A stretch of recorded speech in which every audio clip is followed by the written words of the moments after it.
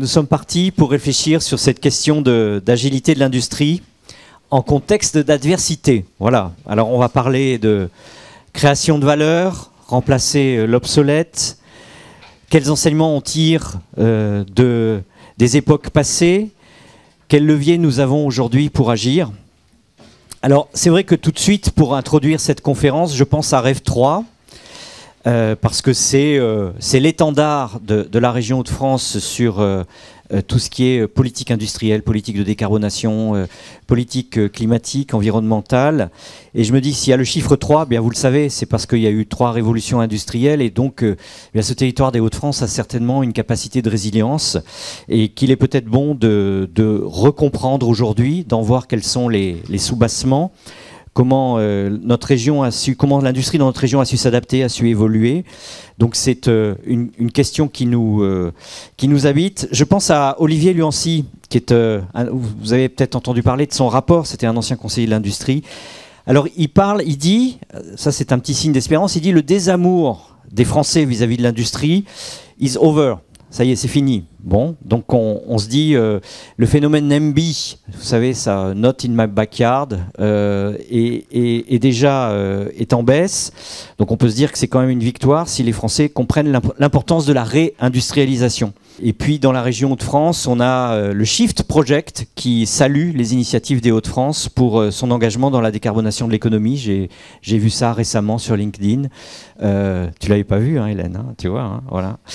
Voilà, mais alors, printemps de l'industrie, oui, peut-être, mais il y a quand même, bon, c'est toujours cet Olivier Luancy qui nous dit, on détruit encore toujours plus d'emplois qu'on en crée.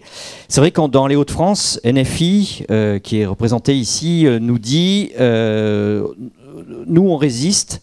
Donc on a cette chance, c'est peut-être un des fruits de Rêve 3, justement, 5200 emplois créés en 2024, soit 17% de la création d'emplois en France, donc c'est certainement un peu au-dessus de la moyenne des régions. Alors les atouts de notre région, on les connaît, et les atouts de notre pays, on va dire ça, finalement ils se déclinent aussi bien à l'échelle nationale que régionale. C'est une électricité nucléaire abondante, bon marché, un des pays les moins artificialisés d'Europe, nous avons donc du foncier. Nous sommes un pays d'ingénieurs, nous sommes dans une école d'ingénieurs ici. Nous sommes un pays de start-up, la start-up nation, la French Tech, ça vous parle.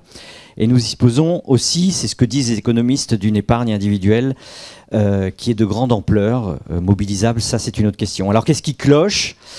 Alors d'aucuns diront qu'il y a un problème de coût de l'électricité, on va en parler. D'autres diront, certes, on parle des start-up, mais quid des PME et des ETI?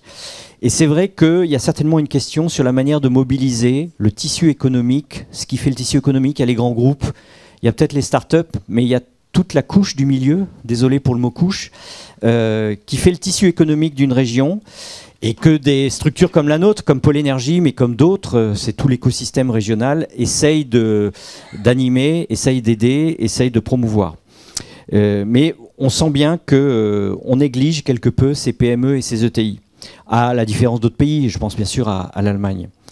Le financement des gigafactories sont aussi en question. Le financement de la décarbonation, n'en parlons pas. On sent qu'il y a un petit côté frein en ce moment. Certes, on a du foncier, mais l'administration, elle a l'art de nous dire que tout d'un coup, là où vous voulez vous implanter, il y a un nid de phalarope à bec large, hein, bien sûr, qui va vous retarder de 2 ans votre projet. Voilà. Bon, alors j'ai trouvé cette citation, il existe je sais pas, c'est une association de lobbying qui s'appelle les Forces Françaises de l'Industrie. Si vous prenez l'acronyme, ça fait FFI, ça parlera aux anciennes générations, ça fait très résistant. C'est les Forces Françaises de l'Intérieur, hein, au moment de la libération, et qui dit les Français sont convaincus, donc oui, c'est ce qu'on a dit tout à l'heure, mais le logiciel des décideurs, c'est le logiciel des décideurs qu'il faut changer. Alors, justement, j'ai envie de dire, on va essayer cet après-midi de prendre le contre-pied de ça, parce que s'il y a un moment où on se dit que ça dépend toujours de l'extérieur, que ça dépend toujours du pouvoir en place, on s'en sort pas, parce qu'on voit bien, enfin, on va pas rentrer dans de la politique, mais on voit bien qu'il y a quand même des questions à se poser. Donc la question, c'est comment nous, on peut faire quelque chose. C'est un peu cela qui a conduit à réunir ce magnifique panel aujourd'hui, donc que je vais présenter. Alors je vais les présenter pour gagner un peu de temps et rentrer vite dans le vif du sujet, mais je leur demanderai une question. Je leur demanderai juste de nous dire oui ou non, ou oui mais ou non peut-être, ou je sais pas quoi. Est-ce qu'on est encore dans le printemps de l'industrie? On va commencer, donc je vous remercie en même temps. Yvonne Konchanska, vous êtes présidente de Indar New Energy, qui est une société de conseil et de courtage spécialisée dans les marchés physiques et financiers dérégulés de l'énergie d'entreprise. Vous étiez aussi courtier dans le pétrole et le gaz. Et vous émettez un bulletin auquel nous sommes abonnés chez Pôle Énergie. Et la proposition, c'est que vous le receviez aussi, au moins un exemplaire, et vous verrez après, c'est de très très grande qualité. Et alors Yvonne, vous commencez par vous, le printemps de l'industrie, ça vous parle? Alors moi je pense qu'on est au début du printemps. Bon, mais c'est bien. C'est bien pour un mois de mars. Voilà. Le 21 mars, c'était récent, c'est tout récent, mais je pense très sincèrement qu'on est au tout début. Voilà. Très bien, merci. Alors j'ai à vos côtés Benjamin Lemoine, vous êtes directeur des achats groupe d'énergie chez Roquette Frères. Vous êtes aussi vice-président de l'Uniden sur la commission gaz. Alors, printemps de l'industrie? Bonjour à tous. Moi, je vais être un peu moins optimiste. Pour moi, on est plutôt au début de l'hiver, peut-être un long hiver qui va faire traverser. Aïe. Bon, il y a toutes les saisons, on va attraper un rhume à la fin, hein, c'est ça le risque. David Brix, un long parcours chez différents équipementiers pour l'énergie. Vous travaillez en ce moment chez Naarea et vous avez eu un parcours chez Alstom Power, ABB, mais aussi la santé avec General Electric Healthcare. Alors, printemps de l'industrie. Moi, je suis entre les deux. Non, je pense qu'on est au début, mais c'est pas gagné. Donc, je pense qu'il y a encore beaucoup de travail à faire et on va en reparler autour de cette table ronde. Et peut-être pas l'hiver, mais avant d'arriver à l'été, oui, il y a encore du chemin. Il y a beaucoup de boulot, je pense. Mais moi, je suis positif. Je pense qu'on va y arriver. Bon, super. Laurent Courtois, président de Pôle Énergie, bien sûr, mais aussi directeur des achats, directeur énergie-climat chez Aluminium Dunkerque, et aussi vice-président de l'Uniden. Alors, il faudra peut-être dire ce que c'est que l'Uniden, je ne l'ai pas dit, au sein de la commission électricité, et ancien responsable énergie chez un papetier vosgien, donc un long parcours aussi sur les questions énergétiques. Alors, printemps de l'industrie chez Aluminium Dunkerque, ou de manière générale? Alors, bonjour, pardon. Je vais faire peut-être un entre-deux. Moi, du coup, je vais dire un hiver pour les anciennes industries et peut-être le printemps pour les industries qui arriveront à se réinventer de par la décarbo. On est Rêve 3, donc mettez-le en avant, effectivement. Alors, juste pour ceux qui ne connaissent pas l'Uniden, c'est une association qui représente les intérêts des énergo-intensifs, donc les gros consommateurs d'énergie au niveau français. Merci, très bien. Et Benoît Van Hems, vous êtes directeur des projets majeurs chez Tereos. Alors, printemps de l'industrie Oui, bonjour à toutes et à tous. Moi, je dirais un printemps avec des grandes giboulées déjà. Hein, donc, je pense qu'il faut s'équiper, il faut se préparer. Hein, et ça, il faut vraiment, comme le disaient mes confrères tout à l'heure, là, la route est encore longue, mais moi, je suis d'un naturel optimiste et toujours prêt à y aller. Voilà. Bon, super. Oui, avant de vous donner la parole, je voulais dire qu'on avait deux intervenants qui ont un regard plutôt transversal, donc c'est Yvonne et David, et puis on a les regards spécialistes sur une filière donnée, donc Tereos, Aluminium Dunkerque, Roquette, donc deux dans l'agroalimentaire, mais c'est pas tout à fait le même, loin de là, et puis un dans la métallurgie. Donc c'est intéressant d'avoir ces regards spécifiques et de les croiser avec ces deux regards génériques, on va dire, transversaux, que donneront Yvonne. Donc Yvonne, elle a une tâche excessivement simple, en 5 minutes, 10 minutes, de nous donner les grandes lignes, les grands drivers, finalement de la crise énergétique telle qu'on la connaît depuis le Covid, et nous dire ce vers quoi nous risquons d'aller dans le contexte géopolitique actuel. Voilà, aidez-nous à tracer des lignes claires dans cette atmosphère, on va dire, mouvant. Voilà. C'est les prix de l'électricité, donc depuis 2018, dans différents pays du monde. Et on voit de manière totalement générale que la crise a touché tout le monde. On a un gros pic qui est clair. Et on voit qu'avant le pic, l'écart, ces différents pays, alors là c'est pas marqué, mais normalement on aurait dû avoir, chaque couleur est un pays.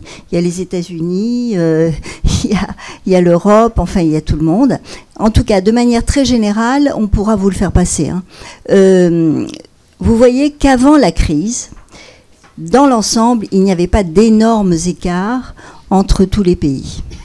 Et ensuite, on a eu évidemment le boom, et puis maintenant, il y a quand même de sacrés écarts.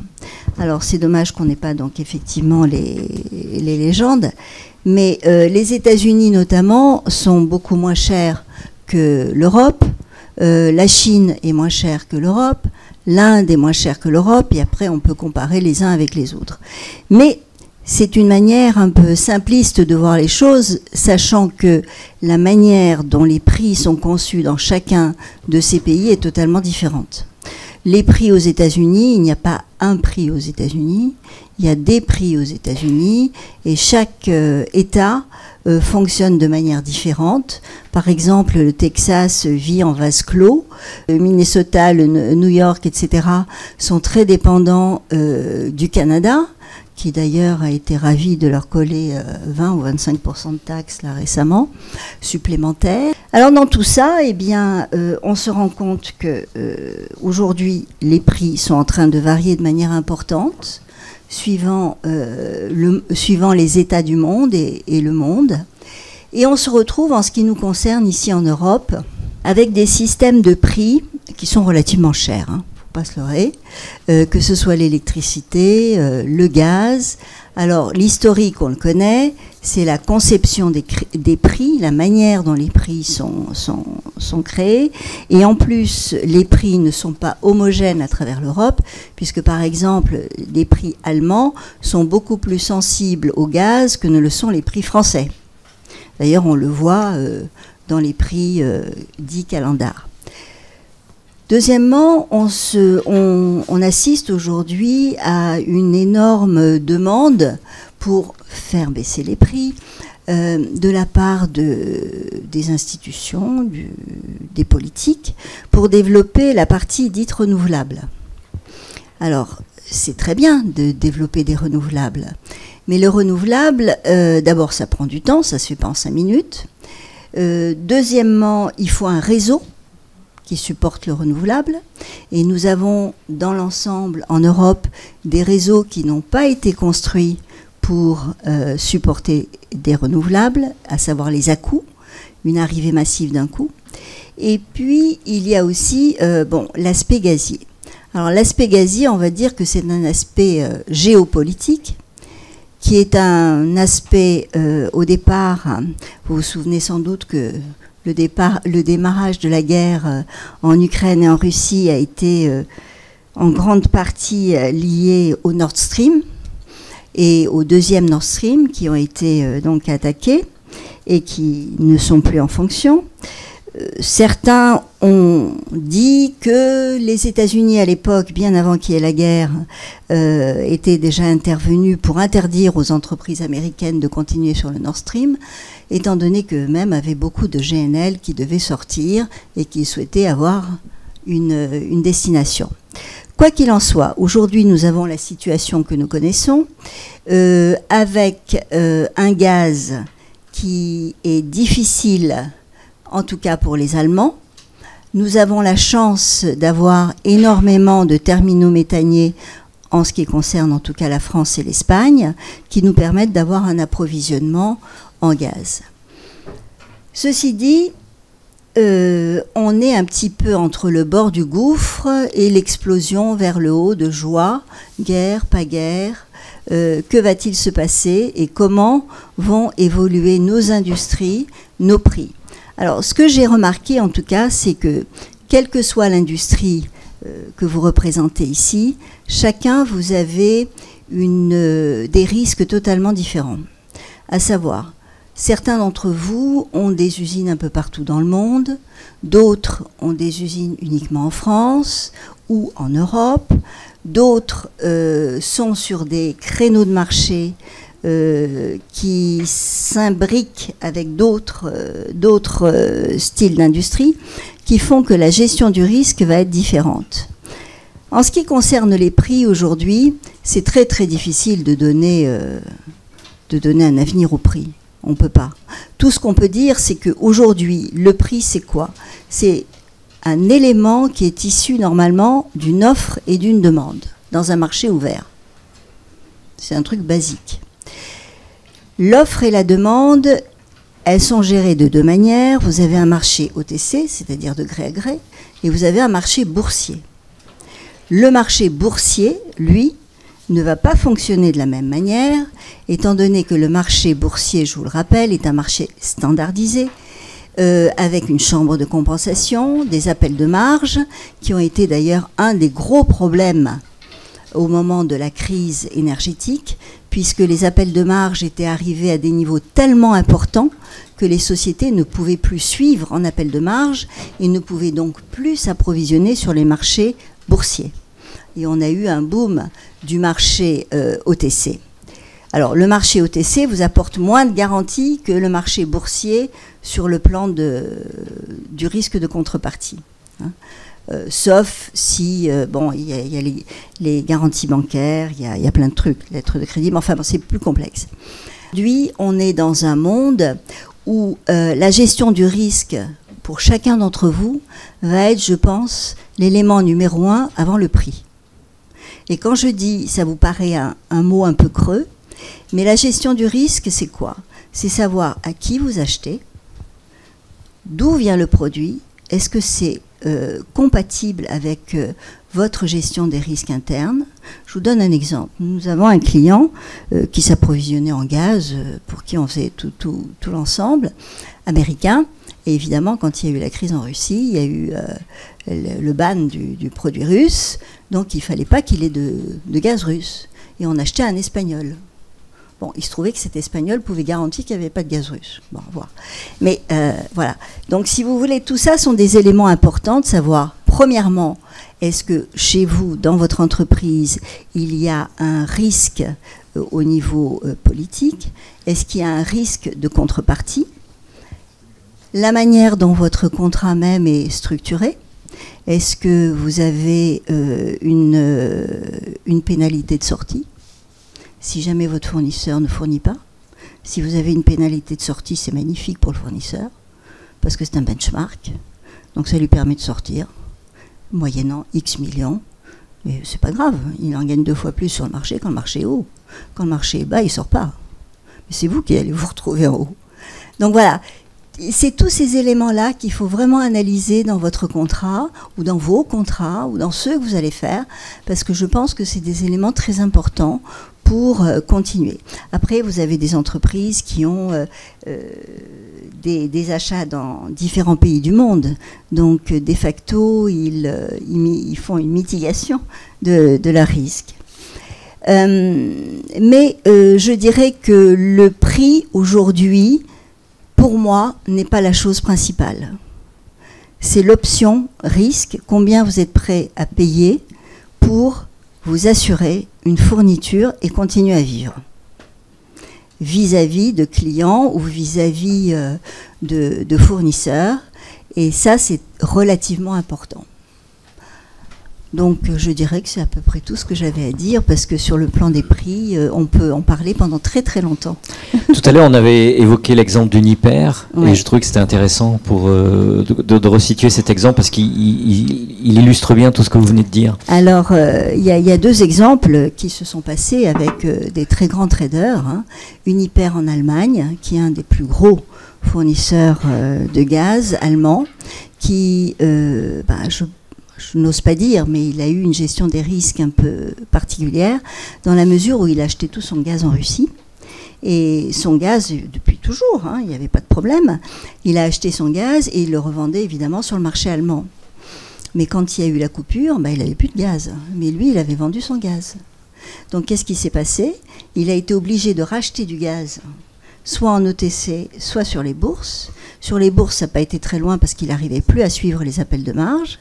Et il a été obligé de demander l'aide du gouvernement allemand, qui l'a protégé et l'a mis sous protection pour le financer et pour que les industries allemandes qui avaient acheté chez Uniper puissent continuer.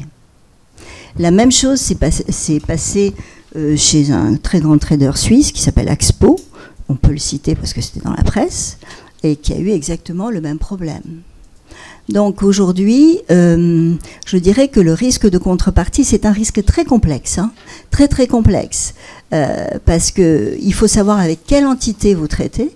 Je sais qu'il y a un monsieur de Total Énergie qui est là. Total lui-même a plusieurs entités, n'est-ce pas? Donc, tout dépend de l'entité avec laquelle on traite.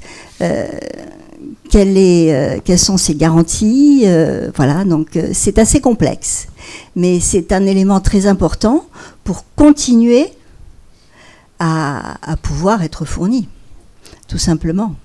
Et vis-à-vis du prix de revente, il est certain que pour certains d'entre vous, le prix que vous allez contracter en énergie va être fondamental sur votre produit fini. Après, il y a aussi la partie budget. Quand j'entends certaines entreprises qui ont un système de fonctionnement que je comprends tout à fait, qui ont des budgets qui doivent être arrêtés au mois de juin, pour l'année suivante, parfois, c'est un peu bloquant, hein. C'est tout comme les stockages de gaz qui doivent être remplis à 90% pour le 1er novembre. Donc ça crée des tensions. Il y a aussi ce rôle qu'on pourrait attendre du politique, qui justement pourrait aider à, comment dire, atténuer les effets du marché. Et en fait, aujourd'hui, on a l'un n'arrive pas à rattraper l'autre, quoi. Non. Enfin... Alors aujourd'hui, on a une géopolitique qui influence de la politique. Et la politique a du mal à suivre les marchés. Parce que le marché va plus vite que la politique et que la décision, qui sont des décisions qui ne sont pas des décisions immédiates, et la mise en place de certaines stratégies au niveau, par exemple, de politique française. Hein. On va parler, par exemple, de la suite de la reine. C'est un sujet qui dure depuis un moment. Et la politique a du mal, enfin j'appelle ça la politique, a du mal à rattraper le marché et savoir ce qu'elle doit faire. Parce que c'est très complexe, très très complexe. Donc en France, on a toujours eu l'habitude, et depuis fort longtemps, de se mettre un petit peu sous la protection de l'État et de penser que l'État peut protéger les prix. Bon, il l'a fait avec la reine. Est-ce qu'il peut continuer à le faire autrement, au détriment de qui et de quoi et comment? Donc c'est compliqué, c'est très compliqué. Mais même avec la reine ou post-reine, je ne suis pas certaine qu'on rattrape les prix de certains autres pays qui ont des prix beaucoup plus bas sans avoir de protection étatique. Parce qu'ils fonctionnent tout simplement différemment. Et aujourd'hui, nous avons aussi un marché européen qui est en train de bouger, notamment sur le très court terme, puisqu'on s'est rendu compte que les énergies renouvelables créent aussi un autre problème, c'est ce qu'on appelle donc la cannibalisation et des prix négatifs. Donc un prix négatif ne va pas entraîner le développement d'énergies renouvelables, parce qu'on ne va pas payer pour produire. Pas plus tard qu'il y a 2 jours, en Suède, ça a atteint moins 10 000 €. C'est-à-dire que les types qui avaient de l'énergie, ils payaient 10 000 € du mégawattheure pour que vous preniez. Hein. Ça a bloqué la bourse. Donc, il y a quand même des mouvements qui se font au niveau des marchés. Le marché lui-même n'est pas fini. C'est un marché en construction, le marché de l'électricité. Et donc c'est un marché qui est en train d'évoluer. Vous avez sans doute entendu parler de Picasso, qui est un algorithme transfrontalier, qui est aussi un algorithme auquel tout le monde ne veut pas adhérer. L'Italie est entrée puis en est ressortie. La France doit y rentrer en avril. Mais c'est très complexe. L'électricité est complexe. Je dirais que le gaz, d'une certaine manière, est beaucoup moins complexe, dans la mesure où, certes, c'est politique et géopolitique surtout, est très aussi lié au mouvement de fret, hein, puisque vous savez que, par exemple, le GNL, qui vient des États-Unis, est toujours en train de regarder quel est le meilleur prix entre l'Asie et l'Europe. Ensuite, il y a les mouvements à travers Suez, le canal de Suez ou pas, la guerre avec les Houthis, c'est très différent. Mais je dirais que le gaz est plus simple à gérer que l'électricité au point de vue marché. Alors, il y a la géopolitique, on est bien d'accord. Il y a un problème d'approvisionnement, ce qui est différent. Voilà. Merci beaucoup Yvonne. Alors voilà, le décor est planté. Alors on s'en doutait un peu, mais bon, il fallait faire cette première phase. Et David va reprendre derrière avec toujours ce regard un peu transversal. Ce qui nous a intéressé, David, c'est votre parcours jusqu'à maintenant. Vous êtes passé chez beaucoup d'équipementiers et puis vous avez quitté l'énergie, vous êtes revenu. Et alors voilà, c'est ça la question de fond que j'ai, c'est en termes de stratégie industrielle. Quelles sont les clés de résilience actionnables en situation de contrainte dans lesquelles nous sommes, qui sont plus fortes aujourd'hui? Qu'est-ce qu'on peut faire en gros, quoi? C'est quand même ça la question. Moi, j'ai quitté l'énergie et j'étais dans des grands groupes équipementiers de l'énergie parce que je ne croyais pas dans la capacité des grands groupes à s'adapter à ces fameux changements dont a parlé Yvonne sur le marché de l'énergie au sens large. Et j'ai finalement décidé de revenir dans l'énergie, mais non pas au travers d'un grand groupe, mais au travers d'une start-up, parce que je pense que c'est une des clés de la réussite, mais je vais revenir dessus. Donc si j'essaye de résumer un petit peu, je ne sais pas si c'est mes 30 ans d'expérience, mais la première des choses, je vais enfoncer une porte ouverte, mais pour moi le premier point important, c'est que l'industrie doit avoir une culture d'adaptation. Alors ouais, c'est facile, l'adaptation, qu'est-ce que ça veut dire l'adaptation ? Mon expérience, c'est qu'une entreprise qui a une vraie culture d'adaptation, il y en a qui sont très très fortes et qui savent très bien le faire. Je pense que l'automobile a su le faire dans des environnements très contraints, par exemple, énormément. C'est d'abord se focaliser sur ses clients et son marché. Avoir une très bonne compréhension des clients et du marché. Et dans le monde de l'énergie, c'est ce qui m'a toujours frappé.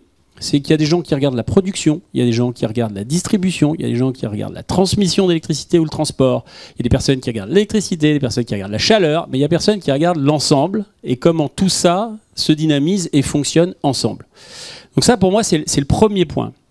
Pourquoi une culture d'adaptation forte, c'est efficace, quel que soit l'environnement? Parce qu'il y a des moments où ça va mal, il y a des moments où ça va bien, qu'on soit au printemps, en hiver ou en été, il y a les deux. Moi, mon expérience, alors à l'origine, je suis né dans un environnement, professionnellement dans un environnement qui est très Toyota. Donc, j'aime beaucoup la notion de problème. Quand c'est l'été, on crée des problèmes, on se crée des problèmes parce qu'on va chercher des challenges. Et quand c'est l'hiver, on a des problèmes subis qui sont subis par l'environnement. Mais dans les deux cas, on est dans une logique où on va apprendre et chercher et essayer de trouver des solutions. Et alors, on va voir une expérience peut-être un petit peu différente sur la fin. Mon expérience, c'est plus l'environnement est changeant et incertain, et moins il faut planifier. J'ai pas dit anticiper, j'ai dit planifier. C'est deux choses très différentes. Être dans une logique d'adaptation, ça veut dire se poser 4 questions. Je vous invite à vous les poser, je me les pose tous les jours. Qu'est-ce que je cherche à atteindre? Quelle a été ou ont été mes dernières actions? J'espère qu'il y en a eu, parce que des fois, il n'y en a pas. J'ai travaillé dans des grands groupes où il n'y en a pas. Et surtout, la plus importante des 4 questions, c'est qu'est-ce que j'ai appris de ces actions? Est-ce que ces actions, elles m'emmènent là où je voulais aller? Ou est-ce qu'elles ne m'y emmènent pas? Et dans ce cas-là, il faut que je me repose des questions et que je retravaille ce que j'ai prévu de faire sur le marché. Et puis, la dernière qui est très importante, c'est quand est-ce que, en fonction de ce que j'ai appris, quand est-ce que je vais pouvoir voir sur le terrain ce que j'ai mis en place. Donc pour moi, la culture de l'adaptation et avoir cette culture dans une entreprise, c'est ce qui fait sa résilience et sa force. Ça m'amène au deuxième point qui pour moi est un point important, c'est se diversifier. Alors se diversifier d'abord dans les logiques notamment d'approvisionnement et de partenariat. Je vais revenir dessus. Pour moi, la phrase importante, parce que je l'ai beaucoup vu dans les grands groupes, c'est de passer d'une logique de réduction de dépenses, alors ça j'ai beaucoup vécu, d'accord, à une logique de réduction de dépendance. Parce que réduire les dépenses, je vais y venir juste après, c'est pas forcément une fin en soi. Par contre, la dépendance, c'est celle qui crée le coût et la dépense. Donc la dépendance, ça veut dire quoi? Yvonne l'a bien illustré sur le gaz, on le connaît sur l'électricité. Ça veut dire se diversifier. Ça ne veut pas dire qu'il y a une solution meilleure qu'une autre, et il faut être diversifié dans son mode d'acheminement de l'électricité, avoir un mix entre l'autoconsommation, du raccordement au réseau, avoir des réseaux qui soient diversifiés au sens production, avec du renouvelable intermittent, non intermittent, du nucléaire. Donc il faut une diversification au maximum, et c'est ce qui crée la résilience. Bon, ça c'est un peu, j'enfonce un peu une porte ouverte, mais c'est très important parce que le risque énergétique qu'on a aujourd'hui, il est systémique. Et ça, tu l'as très bien illustré. Quel que soit le mode d'énergie, il est systémique. Et on revient sur le point d'avant où il faut comprendre l'enjeu des différents marchés. Mon troisième point, alors celui-là, il est important pour moi, et Jean a parlé d'écosystème, c'est de repenser les modèles économiques. Alors je me suis beaucoup battu dans l'industrie, je reviens sur ma réduction des dépenses, beaucoup d'entreprises veulent perdre du poids. Perdre du poids, c'est pas une finalité. La vraie question, c'est pas de perdre du poids, c'est de savoir si on veut courir un marathon ou courir un 100 mètres. Donc la vraie question, c'est comment on construit du muscle. Donc d'abord, je dois savoir si je cours un marathon ou un 100 mètres en tant qu'entreprise et industrielle. Qu'est-ce que je veux faire ? Et ensuite, en fonction de ça, je vais construire des muscles différents. Donc si je suis un marathonien, je vais être très musclé mais très fin. Si je suis un coureur de 100 mètres, je vais être très musclé et plutôt aussi, mais très pump-up et explosif. Ce dont je suis certain, c'est que je connais personne qui a gagné ni un marathon ou un 100 mètres juste en perdant du poids. Perdre du poids, c'est une conséquence. Donc quand on parle d'approvisionnement, quand on parle de risque, moi je pense que la vraie question, au-delà du risque, c'est qu'est-ce que je veux atteindre ? Et en fonction de ce que je veux atteindre, il y a différentes stratégies possibles qui peuvent être, comme tu l'as dit Yvonne, soit diversifier son risque, soit chercher des coûts très bas parce que je veux être le moins cher du marché et que le coût de l'énergie est très important pour moi, mais je suis prêt à prendre ce risque parce que je vais aller chercher des marchés supplémentaires. Mais c'est très important de repenser complètement l'écosystème et de ne pas se focaliser que sur le coût, mais bien comprendre quel est le coût de l'énergie et quel est l'impact de l'énergie sur ma stratégie. Donc ça veut dire qu'il faut avoir une stratégie. Si j'ai pas de stratégie, ça marchera pas. Et la deuxième chose que je voulais dire, c'était toujours autour de l'écosystème, c'est la régionalisation de l'écosystème. Quand on est face à des risques systémiques, il faut se relocaliser. Alors l'automobile l'a très bien fait. Moi, je l'ai vécu de façon très difficile, la globalisation, quand j'étais dans le médical. Parce que toutes les chaînes d'approvisionnement étaient globales. Donc là, on n'est pas dans l'énergie, mais on va retrouver les problèmes de logistique, de transport, de fabrication. Le fait d'être global quand on ne peut plus bouger, c'est excessivement problématique. Donc réfléchir par rapport à une stratégie de où est-ce que je veux me développer. Et le coût, encore une fois, n'est pas une finalité, c'est une conséquence. En fonction de ma stratégie, je vais réallouer des coûts, mais il faut que j'ai une stratégie. Il faut que ma réduction de coûts, elle me serve à une stratégie et à servir une stratégie. Le quatrième point, pour moi, dans mon expérience, c'est ne jamais oublier, toujours sur la logique de réduction des coûts, qu'il faut investir. Alors pourquoi je dis ça ? C'est parce que j'ai vu énormément d'entreprises qui se coupaient une jambe et un bras en pensant aller plus vite. Alors je pense à la R&D, ça c'est un grand classique, on coupe la R&D. Alors sur le coup, on a l'impression que ça fait du bien, c'est qu'une impression, mais à moyen terme, ça fait mal parce que du coup, on perd notre axe stratégique. Donc la question, c'est pas de couper les coûts, c'est de voir où on va stratégiquement. La deuxième chose, c'est les coûts de transport. Alors je pense que tous ceux qui ont vécu dans un grand groupe le savent, travel ban, on va plus faire de transport. Du coup, on se coupe de nos clients, de notre marché, et on comprend de moins en moins ce qui se passe, et donc on anticipe mal les problèmes systémiques. Et puis je voudrais mettre un petit accent sur la donnée, parce que la donnée, dans ce monde-là, elle me paraît... Alors tu as commencé avec des données... Yvonne, mais on est dans un marché où la donnée est capitale et s'il y a un endroit où il faut investir aujourd'hui, c'est dans la donnée. Le problème des réseaux, en tout cas mon expérience des réseaux, puisque j'ai eu la chance de travailler chez ABB et de vendre des logiciels d'équilibrage de réseau, entre autres, le problème c'est la quantité de données à laquelle on est confronté. Donc plus on est capable d'investir et de comprendre la donnée, mais c'est valable dans tous les domaines, hein, le médical, tous les domaines, plus on est capable de maîtriser la donnée, plus on est capable d'anticiper un certain nombre de problèmes. Donc les logiciels aujourd'hui d'équilibrage de réseau un peu modernes, ils vont faire des millions de calculs toutes les 15-20 minutes pour essayer d'anticiper les problématiques sur les réseaux, où aller, quel est l'impact du climat sur le réseau. Aux États-Unis, par exemple, on fait du pré-dispatching de ressources chez les opérateurs de réseau en fonction d'une tempête qui arrive pour limiter les blackouts. Donc la maîtrise de la donnée, c'est très important. Il me reste 2 points, Jean, si j'ai le temps. Le cinquième point, pour moi, c'est vraiment travailler et construire des alliances stratégiques. Alors, les alliances stratégiques, toutes les entreprises, ça rejoint, c'est une conséquence des points d'avant. On n'a pas forcément tous les moyens à notre disposition. Donc, comment est-ce qu'on peut aller utiliser des alliances dans des métiers qui sont différents ? Alors, je vais vous donner 2 exemples.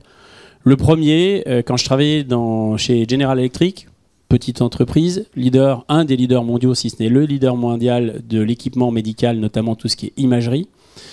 pendant le Covid, on s'est retrouvé face à une situation assez incroyable. Plus personne n'allait faire de scanner, d'IRM, d'ultrasons.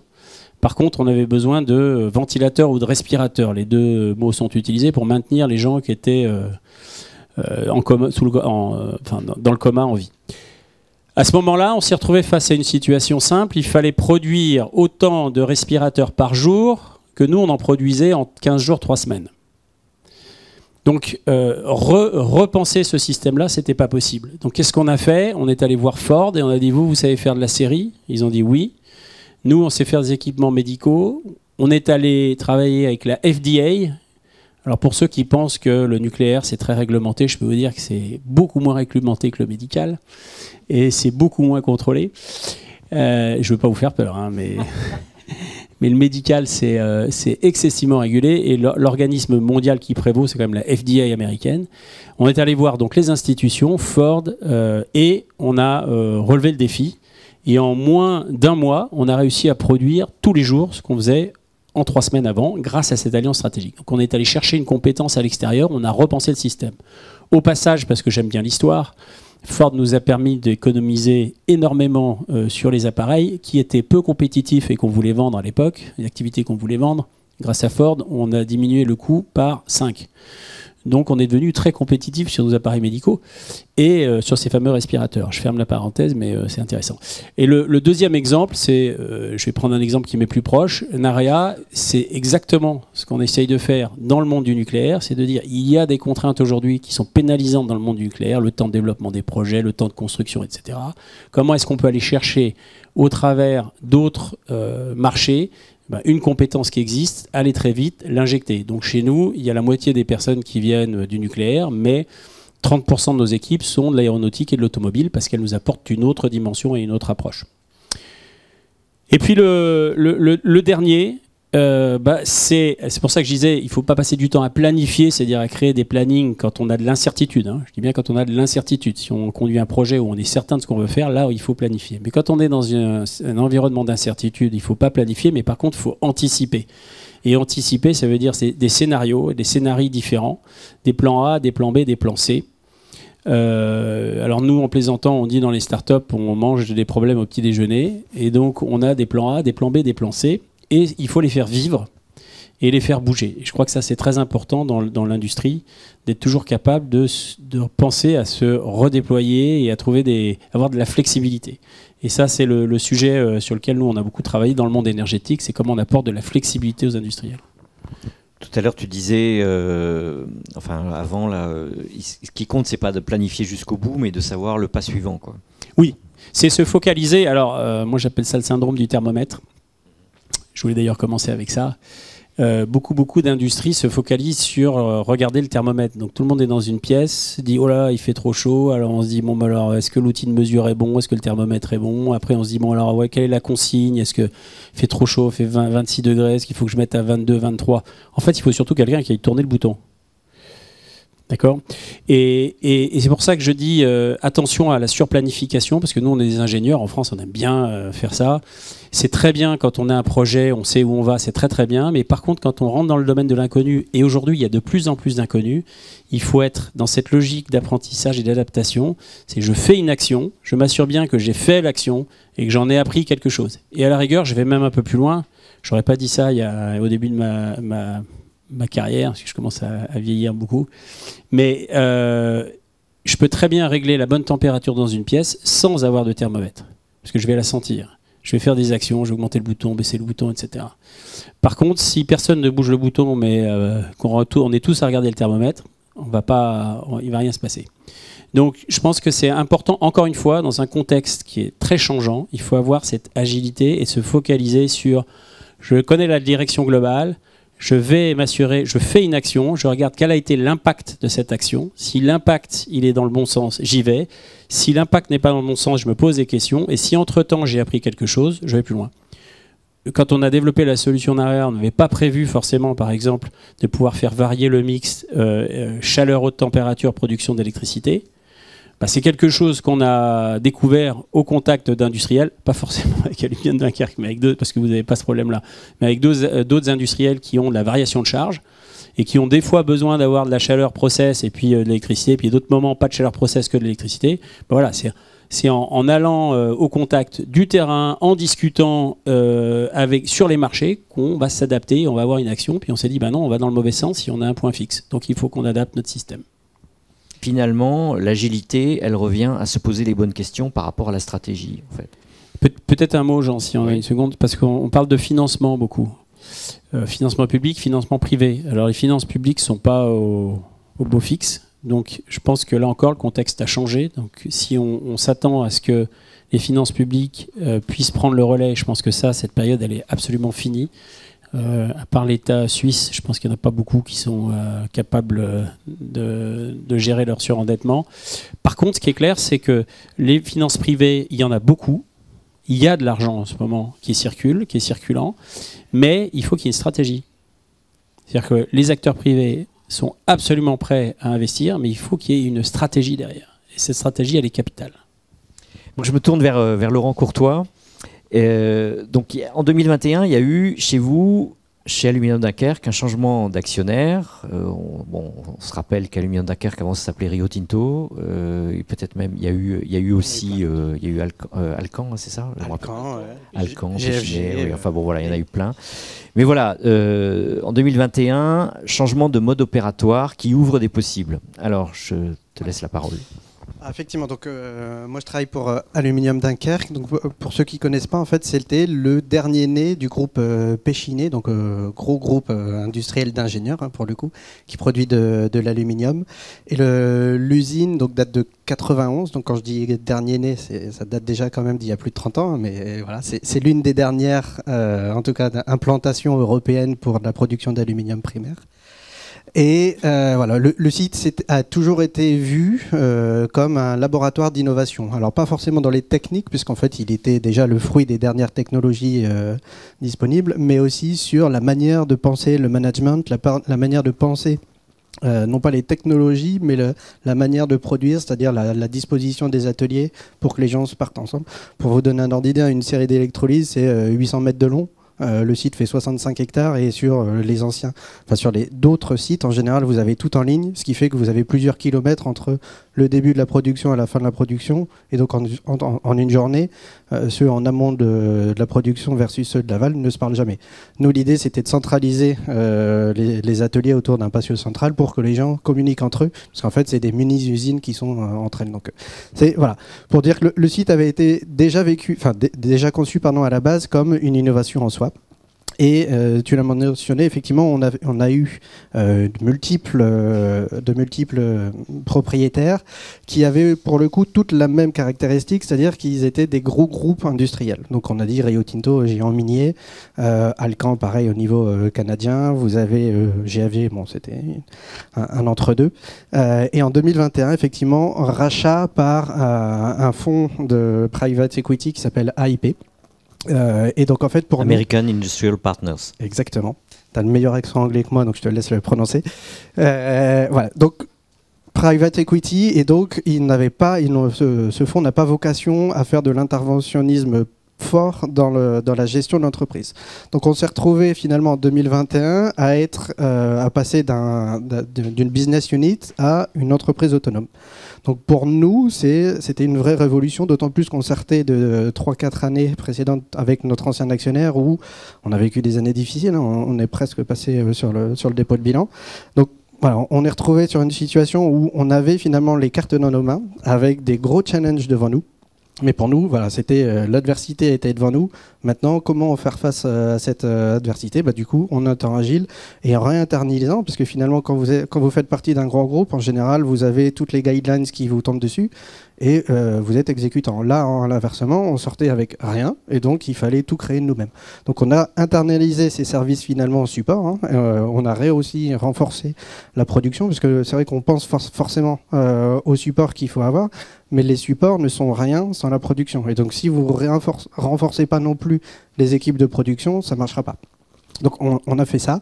Et du coup, moi, je suis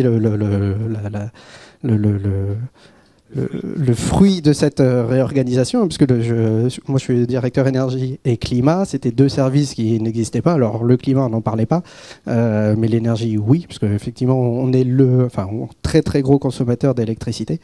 Alors on fonctionne en base, mais on est aussi un actif. On essaye d'être flexible, en tout cas, de plus en plus. Le marché de l'énergie nous y oblige aussi. Et donc voilà, c'est le gros changement, c'est ça, c'est de passer d'exécutant à décisionnaire, et c'est aussi un changement de mentalité, pas au niveau de la direction, mais vraiment sur tous les strates de management. Parce qu'en fait, vous avez tous les chefs de secteur, c'est le même principe, hein, les guidelines qui tombaient. Bah là, du coup, on leur dit, en fait, c'est toi qui es maître de ton service et c'est à toi de le faire. Et il y a un vrai accompagnement, et c'est beaucoup plus compliqué que ce qu'on imaginait. Donc on a pris un peu de temps, mais du coup on a lancé tout cet accompagnement pour essayer de mieux accompagner cette révolution.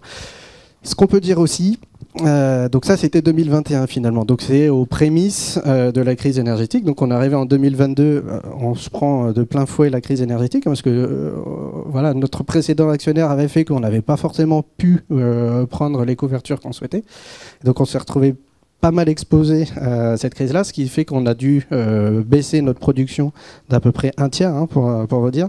On peut rappeler quand même premier consommateur d'électricité sur le même site. Sur un site, ouais, c'est 4 TWh, ouais, c'est 450 MW, donc c'est une demi-tranche nucléaire si vous voulez, ou pour ceux à qui ça parle pas du tout, c'est l'équivalent de la consommation d'une ville comme Marseille.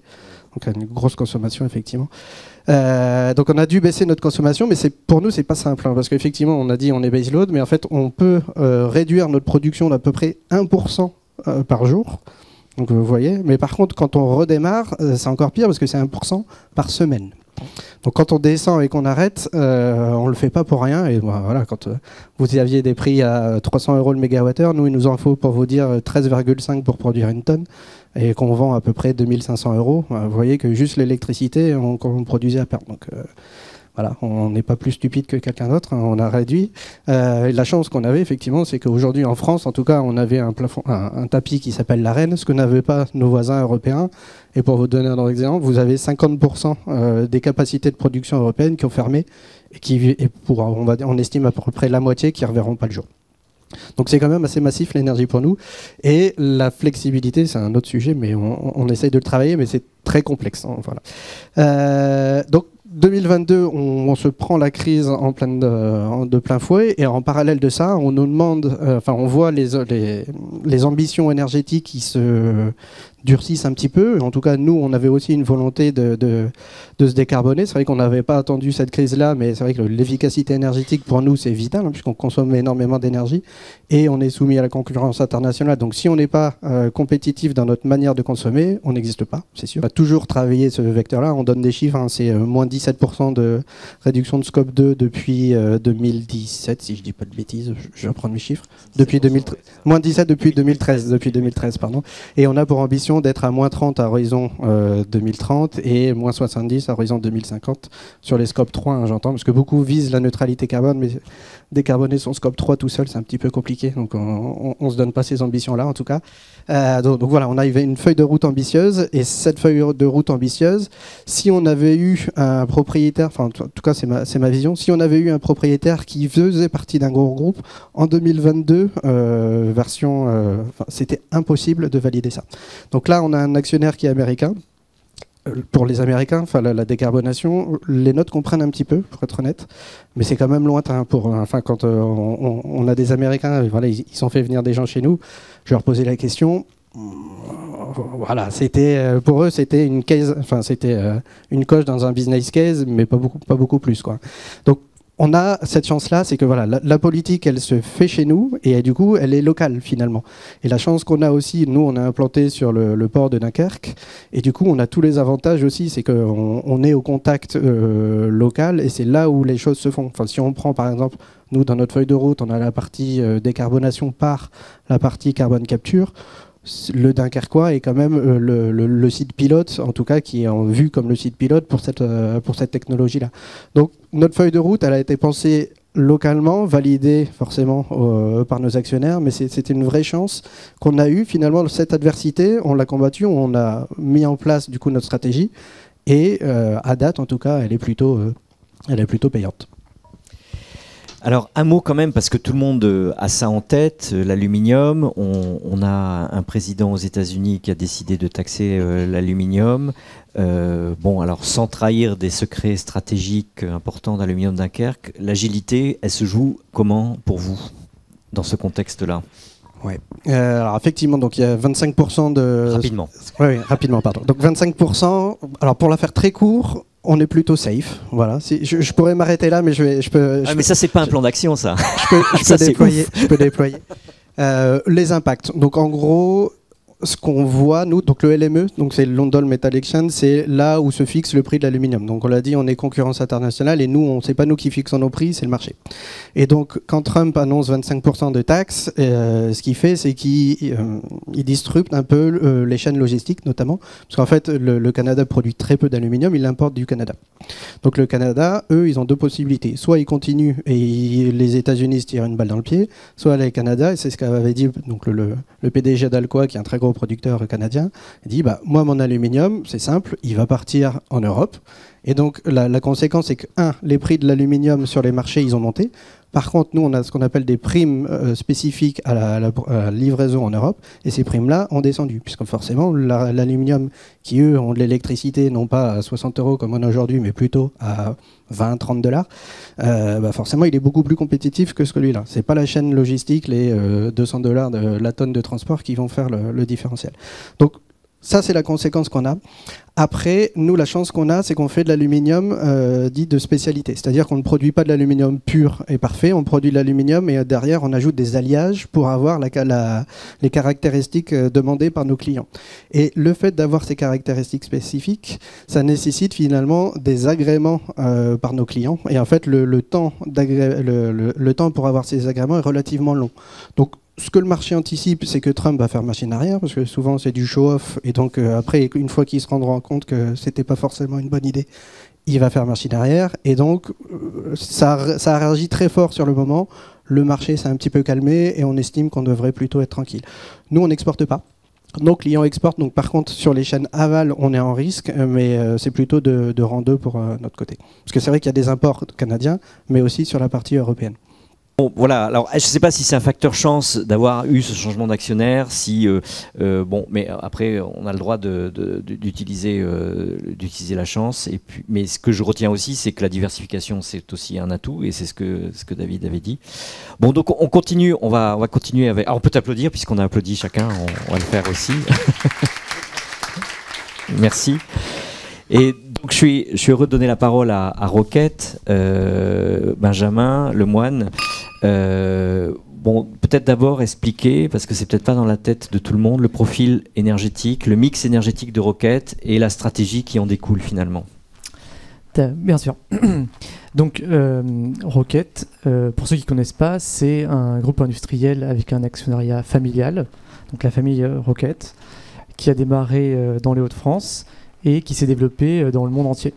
Donc maintenant, on est actif aux États-Unis, au Canada, en Inde, en Chine, dans plein de pays européens.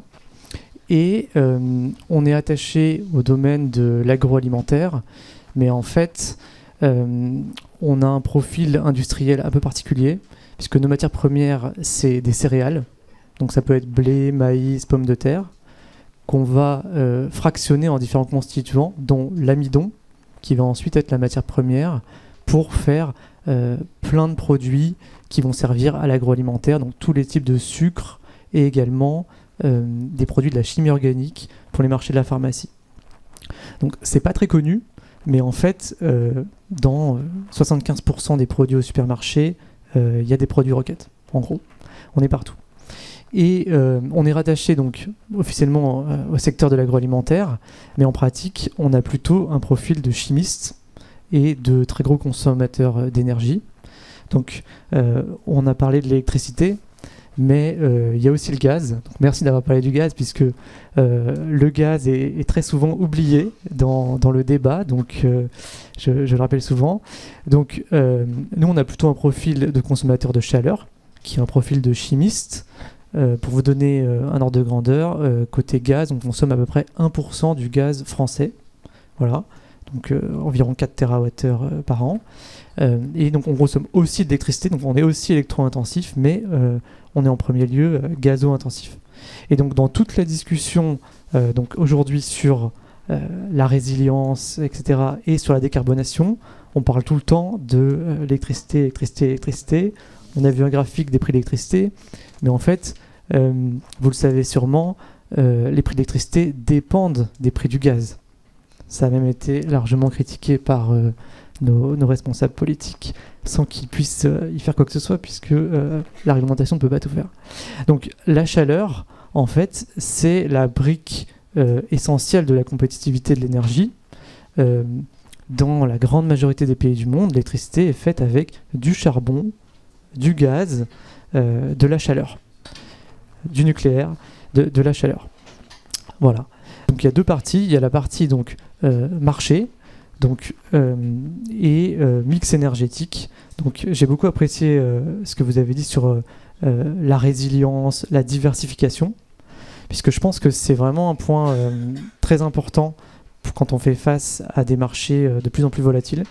Donc en fait, ce qui s'est passé en Europe depuis l'invasion de l'Ukraine, c'est un changement assez fondamental dans la structure de l'approvisionnement en gaz de l'Europe, puisque avant on avait majoritairement du gaz qui arrivait par gazoduc, donc principalement Norvège, Russie, également un petit peu d'Afrique du Nord, de mer du Nord côté anglais, et un peu des Pays-Bas, un champ résiduel.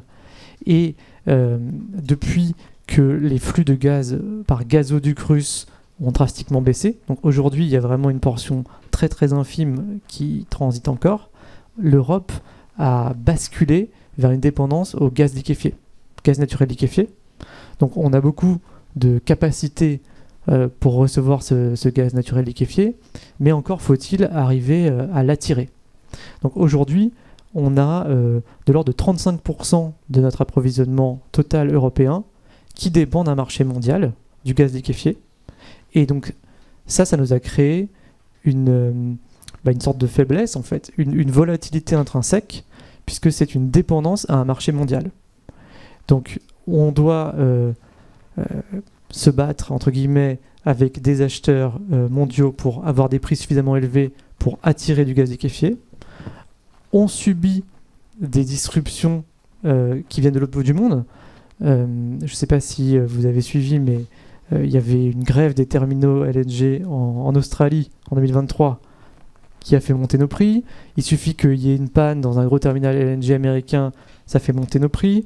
Donc voilà, le charbon était déjà un marché mondial, et maintenant l'Europe dépend du gaz et doit malheureusement n'a pas beaucoup de ressources en gaz, contrairement aux États-Unis qui ont beaucoup de ressources, la Chine qui a beaucoup de charbon. L'Europe doit importer et donc doit avoir un prix suffisant pour attirer des importations et des cargos. Et ça, c'est un facteur de volatilité et c'est aussi un facteur de niveau de prix élevé tout court, puisque aujourd'hui on est encore donc avant la guerre, le prix de la chaleur entre charbon Chine, gaz États-Unis, gaz Europe était grosso modo dans les mêmes eaux. Aujourd'hui, on est quand même durablement plus cher et en compétition avec les Japonais, les Chinois, les Coréens pour du gaz liquéfié. Bon, la décarbonation, c'était un objectif environnemental avant, et maintenant ça devient un objectif de souveraineté et de résilience. Donc en effet, donc le groupe Rocket, donc nous on a des engagements importants de décarbonation, moins 25% sur les scopes 1, 2, 3 d'ici 2030, et surtout on n'a pas attendu les quelques années précédentes pour diversifier notre mix énergétique. Alors il faut savoir par exemple que on a une grosse usine dans l'est de la France qui a été lauréate du premier fonds chaleur, le BCIAT de 2009, et qui exploite depuis 2011 une chaudière biomasse. Cette même usine, en 2016, a ouvert une géothermie profonde à très haute température, qui est la première au monde pour alimenter directement des process industriels haute température, qui fait de l'ordre de 200 gigawattheures par an de vapeur haute température. Donc on a une usine qui a un mix environ 2/3 décarboné. Dans le monde, on s'adapte en fonction des ressources locales. Donc en Lituanie, on a une usine 100% biomasse depuis des dizaines d'années. Dans les pays où la biomasse est compétitive et suffisamment en Inde, typiquement, on a beaucoup de chaudières biomasse. Il y a des vallées qui produisent du riz, on utilise les enveloppes de grains de riz comme la biomasse. Il y a la bagasse, le résidu de la canne à sucre. En Chine, on mélange le charbon avec de la biomasse. Voilà, on s'adapte partout. Et ça ne date pas d'hier, notre mix énergétique biomasse. Et lors de la crise en 2022, cette diversification qui, à l'époque, ne semblait pas spécialement rentable. Je me souviens très bien, en 2020, on regardait la rentabilité de la biomasse, de la géothermie face au gaz. En 2020, Covid, le prix du gaz a tellement baissé pour faire cesser les importations de gaz liquéfié américain. Le gaz spot est tombé sous les 5 € du mégawattheure, donc presque rien. Donc nous, on regardait, on payait la biomasse et la géothermie, on se disait oh là là. Et en fait, ensuite, 2022, le gaz passe à 150 €. Et là, tout d'un coup, en un an ou deux, on a bien sûr rentabilisé les pertes qu'on avait pu faire les années précédentes. Donc la diversification, c'est le premier facteur de résilience. Et également, dans la diversification, faire attention à ce qui est entre marché global et marché local. C'est-à-dire que la biomasse, c'est local et la demande en biomasse ne bouge pas énormément quand le gaz ou le charbon augmente. Le charbon et le gaz sont des marchés mondiaux. Il y a une certaine substitution pour la production d'électricité entre les deux. Donc il y a une certaine influence de l'un sur l'autre. Donc c'est des facteurs de dépendance qu'il faut réduire. Donc bien sûr la décarbonation, on essaie de réduire notre dépendance au gaz.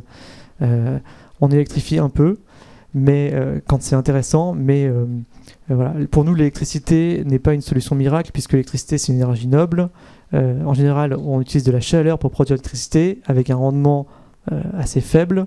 On transporte avec des pertes. Donc si c'est ensuite pour transformer tout ça en chaleur, forcément économiquement ça ne fonctionne pas.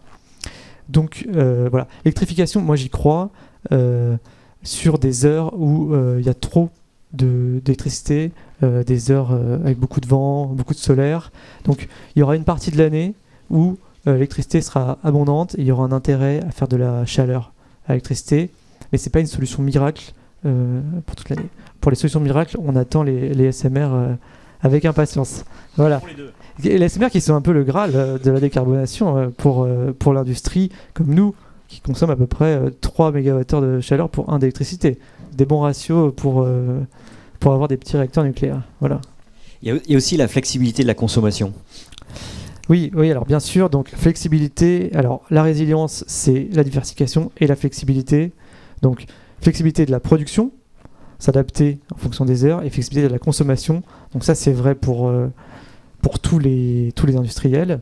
Donc aujourd'hui, nous, on a des chaînes de valeur qui sont dans le domaine de l'agroalimentaire et de la pharmacie. Donc on n'a pas une flexibilité à 100%, évidemment. On a aussi on a un peu de flexibilité pour approvisionner le papier carton, notamment. Mais voilà, on développe la flexibilité de notre outil, mais pour plutôt des moments ponctuels. Donc quand le réseau est vraiment très tendu, on va baisser notre consommation. Mais ce n'est pas une flexibilité dans le sens rationnement. On n'est pas capable de baisser de 30% pendant 2 mois notre consommation. Voilà. Je fais juste j'aime beaucoup ce que tu viens de dire. Ça montre bien le choix stratégique. C'est-à-dire, est-ce que mon choix stratégique, je vais le faire très basique, c'est de servir mon client le premier, et dans ce cas-là, c'est plus une question de flexibilité, mais c'est pas une question de coût non plus. Ou est-ce que mon choix, c'est de faire un produit le moins cher possible, et dans ce cas-là, la flexibilité finalement de consommation, elle devient capitale. Donc je reviens toujours sur quel est mon choix stratégique. Je voulais aussi dire, en parlant du gaz, il y a un point qu'on n'a pas abordé, mais le GNL dont on est tous dépendants aujourd'hui, il est transporté évidemment par des bateaux. Et aujourd'hui, la flotte mondiale de méthaniers est de l'ordre de 650 à 700 bateaux. Ce qui n'est pas le cas en charbon. Le charbon, c'est du dry, tout à fait standard, et où il y a des milliers de bateaux. Et construire un méthanier, c'est pas construire un charbonnier, enfin un bateau à charbon. C'est beaucoup plus compliqué capitalistiquement. Et puis, alors là, évidemment, les aciers, etc., ça rentre en ligne de compte complète. Donc aujourd'hui, on a aussi le risque transport en gaz. C'est pour ça que je pense que le NAREA, c'est pas mal. On va parler projet, voilà, exactement. Moi, je suis content d'avoir Tereos, Benoît Van Heims. On va parler de la quille du bateau. Alors, j'aime bien cette expression de Saint-Ignace.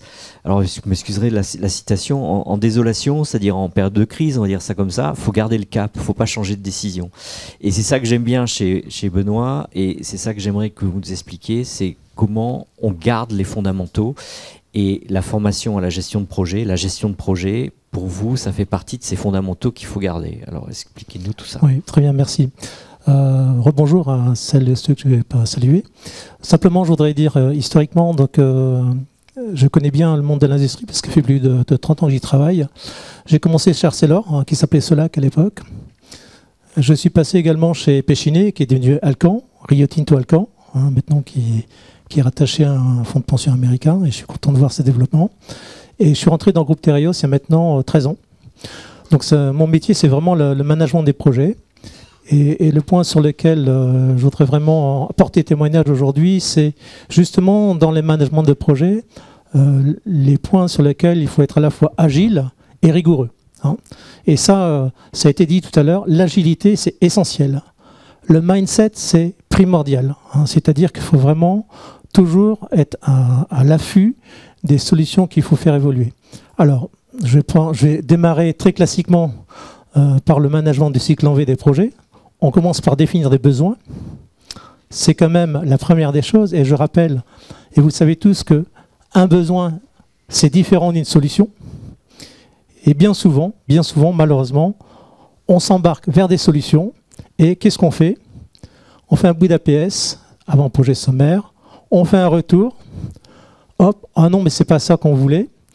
Et pourquoi c'est pas ça qu'on voulait? Parce qu'on n'a pas mis toutes les parties prenantes.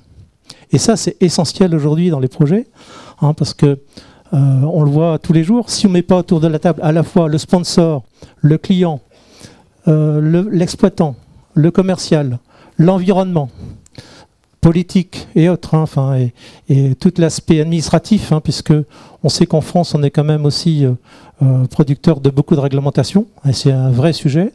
Et là, la définition de besoin est vraiment essentielle. Et bien souvent, cet exercice, il est fait trop rapidement.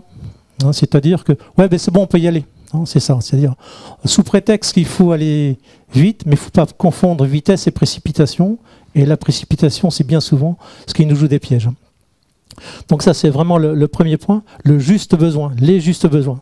Je suis un peu comme David, moi j'aime beaucoup Toyota, parce que ce sont des gens qui sont depuis très longtemps leaders dans leur business, et on voit aujourd'hui c'est quand même les leaders mondiaux. Ils font des bagnoles électriques, mais ils ont commencé par faire de l'hybride depuis 25 ans à peu près, 26 ans. Voilà. Donc simplement le juste besoin, et ça c'est l'essentiel, et on n'habitue pas suffisamment nos gens à faire travailler les neurones pour faire en sorte qu'on cherche le juste besoin. On est toujours, il me faut une solution. Voilà, c'est ça. Donc ça c'est mon premier point. Et ce que je dirais aussi, c'est agilité et rigueur, c'est pas du tout antinomique, vraiment pas. Au contraire. Simplement, pour bien faire les choses, et ça a été rappelé en début de présentation, dans chaque projet, quel qu'il soit, faire l'analyse de risque. Pourquoi on fait une analyse de risque? C'est pour regarder quelles sont les différentes situations dans lesquelles on pourrait se mettre dans une trappe. C'est-à-dire que, oui, non, trop souvent, on pense, oui, non, mais là, il n'y a pas de problème, ça va le faire. Ça, c'est sûr, ça ne marche jamais. Vous le savez. Et pourtant, combien le font encore? On y va, tête baissée. C'est-à-dire, on ne sait pas ce qu'on va faire dans la maison, si on va refaire la cuisine ou la salle de bain, mais on tape dedans. Voilà. Bon, l'action, c'est bien, mais la réflexion, c'est mieux. Bon, je ne dis pas qu'il faut passer son temps qu'à réfléchir, mais à un moment donné, il faut poser les choses. Et l'analyse de risque est essentielle, vraiment essentielle. Après, parce que sinon, c'est faire et défaire. Vous me direz, ça fait toujours du travail, ça fait bosser les ingénieries, les bureaux d'études. J'ai rien contre eux, puisque je travaille avec eux. Mais franchement, c'est quand même très désagréable de devoir revenir 5 fois sur un sujet parce qu'on a mal défini les choses. Hein, et c'est pourtant comme ça. Et l'autre point aussi, c'est que, David l'a dit, le plan A, le plan B, le plan C, le plan D. Moi, ça fait 30 ans que je fais des projets et tous les matins, j'ai 4 plans dans la tête. Et c'est vraiment un mindset qu'il faut apprendre à construire parce que, bien évidemment, pour un bon nombre d'entre nous, on est passé dans une école d'ingé, on a appris les méthodes de travail, etc. Mais ce n'est pas parce qu'on a un diplôme d'ingénieur qu'on sait faire du projet. Hein. Ça, je pense qu'on a tous commencé par faire les mêmes conneries, moi le premier. Hein. Pendant à peu près 7-8 ans, on fait des choses, on essaye, ça marche pas. Puis au bout du compte, si c'est un sujet qui nous intéresse, en tout cas moi c'est ma passion, le projet des managements des projets, hein, c'est finalement autant s'améliorer. Donc autant s'améliorer, a-t-on voir ce qui s'est bien fait, ce qui a bien marché, qu'est-ce qu'on peut éventuellement améliorer, mais ne refaisons pas la roue, parce que souvent c'est ce qui se passe quand même. Hein. Voilà. Après, l'autre point essentiel, c'est qu'un chef de projet, un directeur de projet, enfin en tout cas quelqu'un qui a un projet majeur et stratégique, dont la stratégie était bien validée, hein, ça c'est vraiment essentiel, parce que faire des projets où la stratégie, elle est malheureusement pas bonne, ça peut conduire parfois quelques années plus tard à des fermetures de sites, j'en passe, c'est des meilleurs. Enfin, je veux pas faire de jugement, ça fait partie de la vie industrielle hein, que l'on vit tous, mais bien définir ce que l'on met dans le projet, ses packages, comme on disent les anglo-saxons, ou bien son allotissement, puis après, qui va s'en occuper? Parce que dans un projet, quel qu'il soit, c'est pas le chef de projet qui fait tout. Hein, c'est le chef de projet qui orchestre le tout. Mais un chef d'orchestre, il bat la mesure, déjà parce que il faut que son projet démarre d'une gare et arrive à l'autre gare, à un horaire défini et à un horaire défini à l'arrivée. Particularité de Tereos, hein, puisqu'on fait, c'est la marque Béguincé, aujourd'hui on fait du sucre. La grande particularité dans les projets qu'on a chez nous, c'est que les betteraves, elles attendent jamais, jamais, jamais et jamais. Donc, elles vont être semées bientôt, c'est autour du 20, entre le 19 et le 30 mars, et elles vont être récoltées quelque part début septembre. Donc, ce qui veut dire que dans le management et l'organisation de votre projet, quand les besoins sont bien définis, après vous faites l'allotissement, mais après c'est comment j'anticipe toute ma planification. Toute ma planification, et la planification, je ne démarre pas de la droite du planning pour monter vers la gauche, hein, parce que vous savez ce qui se passe dans ces cas-là. Vous le devinez. C'est qu'à un moment donné, il manque des tâches, et donc qu'est-ce qu'on fait? On va passer les tâches au chausse-pied dans le planning, et à la fin, ça se termine avec beaucoup de difficultés à l'heure, voire en retard. Et surtout, ne l'oublions pas, le triangle infernal des coûts, hein, parce qu'à la fin, on fait des chèques. Hein. C'est comme ça que ça se passe dans la vraie vie. Hein. Donc ça, il n'y a pas d'autre secret pour ça. Et après, ce qui est vraiment essentiel, c'est de définir ses ressources. Et là où je viendrai, et je m'excuse, hein, mais j'ai 63 ans, et donc j'ai vu passer de l'eau sous les ponts, j'ai fait des bêtises, comme je l'ai dit, dans mon passé industriel. Mais là, il vous faut des gens qui sont armés pour le faire. D'abord, la première chose, c'est le mental. Parce que piloter des projets, manager des projets, vous devez avoir une équipe qui a envie de gagner les matchs. Moi, je déteste perdre les matchs. Hein. Je vous dis, dans les projets, j'ai toujours eu la volonté de vouloir les finir à l'heure. Hein. Et en plus, je vous dirais, dans le milieu du sucre, il faut être à l'heure. Le premier projet que j'ai fait à Connantre, donc là, c'était en 2013. Hein. J'étais rentré en 2012. Démarrage campagne le 7 septembre 2013. Je peux vous dire, je m'en souviens. Il n'était pas question de retarder. Donc il faut s'organiser pour ça, mettre une planification ad hoc, hein, et ça c'est vraiment essentiel, avec des gens qui savent faire de la planification, des gens dont c'est le métier. On parlait des expériences automobiles chez Faurecia et d'autres, il y a des gens très très brillants qui savent le faire, et dont on emploie les services.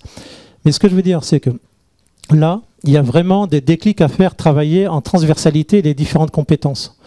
Vous n'avez peut-être pas en interne des gens pour faire la planification, et encore une fois, je ne vais pas l'apogée des gens qui savent le faire, mais ce que je veux dire, c'est qu'il faut vraiment avoir cette vision-là. Parce que si vous n'avez pas ça, vous ne gagnerez pas les matchs. Ça, c'est essentiel. Ensuite, dans les ressources, et c'est là le point que je veux faire avec la liaison de mon expérience professionnelle, c'est qu'il y a un trou générationnel, parce qu'on l'a vu dans les années 90, 2000, il y a eu un désamour, d'ailleurs Jean, tu le disais tout à l'heure, de l'industrie. C'est les jeunes ingénieurs, certains allaient dans la finance, dans l'informatique et que sais-je encore, le commerce. Moi-même j'en ai fait aussi, j'ai fait du commerce pendant 10 ans. Mais ça m'a apporté une chose aussi, le commerce, ça m'a obligé à écouter les besoins des clients. Parce que ça aussi, c'est un vrai secret. Savoir écouter un client. C'est-à-dire vous ne parlez pas, vous écoutez et puis vous essayez de comprendre ses vrais besoins. Ça, c'est vraiment essentiel. Et donc, pour le coup, ça vous oblige à avoir une équipe ad hoc, appropriée. Excusez-moi, je suis un peu paumé. Voilà. Et simplement dans ce management, oui, voilà.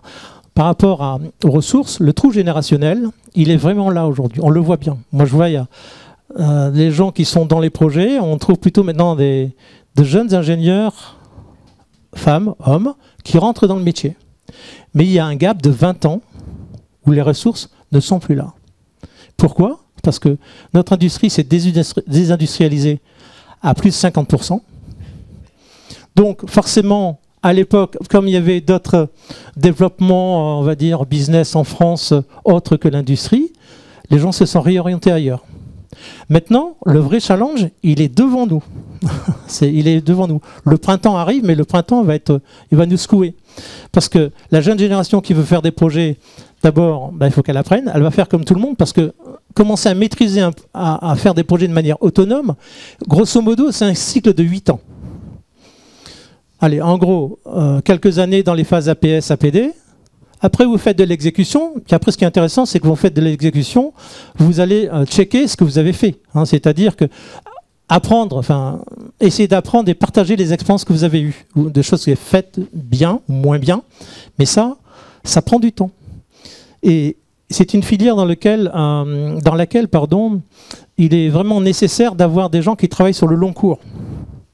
Ça, c'est essentiel, parce que si vous entrez dans cette filière du management des projets pour 5 ans et qu'ensuite vous passez à autre chose, vous avez appris des choses très intéressantes qui peuvent vous servir par ailleurs.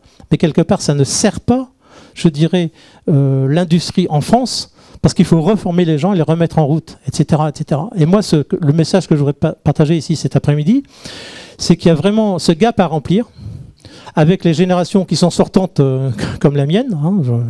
Je suis passionné par ce que je fais et je pense que je vais encore travailler un certain temps, mais pour autant, il faut créer ces relais qui ne sont pas là aujourd'hui. Parce que c'est pas parce que vous avez un bon diplôme d'ingénieur et un beau diplôme que vous savez faire des projets. Ça, je l'ai dit tout à l'heure. Mais là, il faut aller sur le plancher, comme le disaient les Québécois à l'époque où j'étais chez Rio Tinto Alcan. Il faut aller sur le plancher voir ce qui se passe. Parce qu'aujourd'hui, le management de projet ne se fait pas uniquement derrière Excel, derrière un MS Project, derrière un PowerPoint, etc. Il y a vraiment tout cet aspect-là. Et cette orchestration, ce pilotage, je dirais, c'est main de fer dans un gant de velours. Ça, c'est vraiment essentiel. Mais avec des gens qu'on arrive à faire rentrer et maintenir dans la filière que l'on a. Dans les années 62, c'est l'année où je suis né, était construit le site métallurgique de Dunkerque, qui s'appelle maintenant Arcelor. Il y avait une société qui s'appelait Sofrecide, Société française de sidérurgie. Pour certains qui l'ont connu, je crois que M. Fraisier est là, bonjour. Donc, ça, c'était vraiment, on était les leaders mondiaux. Enfin, la France était leader mondial de la sidérurgie. On parlait de Pechiney tout à l'heure. Pechiney, il faut savoir quand même, qui est devenu Alcan, puis Rio Tinto, était le leader mondial de l'électrolyse. Toute la techno était vendue par Pechiney. Donc, il n'y a pas de raison qu'on ne sache pas le faire, on l'a déjà fait. Simplement, et je terminerai là-dessus, c'est que la chose que j'ai vue dans toute ma carrière, que je vois encore dans ma carrière, c'est que bien souvent, et trop peu souvent, les bilans et retours d'expérience des projets ne sont pas faits. Qu'est-ce qui se passe ? On fait le projet, on le termine, on le démarre, et on se barre. Et on est content parce que ça a démarré à l'heure, on est à peu près au budget, et puis voilà. Et ça, et je trouve que c'est pour ça que j'aime bien Toyota, parce que c'est des gens qui mettent la cale tout le temps. Et ça, je pense que c'est vraiment des choses qu'il faut faire passer pour le futur. Il y a des challenges à relever et je pense que là, il faut y aller. Voilà. Merci. Merci beaucoup, Benoît. Alors, moi, je trouve que c'est très, très bien d'avoir terminé là-dessus, cette quille, cette vision long terme. À côté des problèmes qu'on a posés, on a vu qu'on est dans un monde incertain, que ça va quand même continuer. On a remis la stratégie. Alors je te redonne la parole, David, assez brièvement. finalement une entreprise résiliente aujourd'hui? Enfin, qu'est-ce que tu tires de tout ce qu'on s'est dit tout à l'heure? Moi, je pense que ce que j'ai trouvé intéressant dans la discussion qu'on a eue, moi j'ai dit que j'étais positif tout à l'heure, et je reste positif pour plusieurs raisons. Mais la première, c'est qu'on a tous compris qu'on avait une problématique systémique sur l'énergie, chaleur, électricité, réseau de production, distribution, mais au sens large du terme, on est dans une phase où on revient sur une régionalisation parce qu'on a vu qu'il y avait un risque. Et cette évolution, plus l'évolution environnementale dont on a parlé, je pense qu'elle nous met dans un point majeur d'optimisme. En tout cas, moi, j'appelle ça le dilemme des 3 E. Pour la première fois, on a 3 choses qui sont alignées. L'environnement, l'économie, parce qu'il y a, ce que tu as très bien décrit, un alignement économique et environnemental, et européen. Alors je parle beaucoup de l'Europe parce que je suis toujours assez amusé quand les gens, chaque pays parle de son système énergétique, puisque le système énergétique, il est européen, il n'est pas à minima. Donc je pense qu'on a une opportunité majeure pour pouvoir se développer dans ce monde-là. Alors c'est une compétitivité globale entre les US, l'Europe, en tout cas l'Amérique du Nord. Je ne sais pas si l'Amérique du Nord maintenant, ça a l'air d'être les US parce que le Canada est de plus en plus proche de l'Europe. Mais l'Amérique du Nord, l'Europe et la Chine en particulier. Et je pense que là, on a une carte à jouer qui est phénoménale. On a l'expérience, on a les ingénieurs. Moi, j'ai géré beaucoup de business globaux. Je peux vous dire que les ingénieurs, c'est en Europe qu'ils sont le moins chers. Parce qu'on a un volume d'ingénieurs assez phénoménal. Donc, pour tout ce qui est de l'industrie, on a vraiment des personnes présentes et on a l'expérience et nous dans le nucléaire on le voit bien puisque les plus jeunes sortent de l'école et les plus anciens, on en a 2 qui ont plus de 80 ans qui sont des anciens du nucléaire et qui apportent cette compétence dont on parlait tout à l'heure et qui est absolument nécessaire. Donc moi je pense que oui, il y a bien les 3 E, on a bien cet alignement et on a une carte à jouer majeure et donc je pense qu'on est toujours dans le printemps même s'il y a des risques de passer dans l'hiver, mais moi je suis confiant, on a toutes les armes. Eh ben, c'est une très bonne conclusion. Pour redire un ancien dicton, on n'a pas de pétrole, mais on a des idées. Ah ben voilà.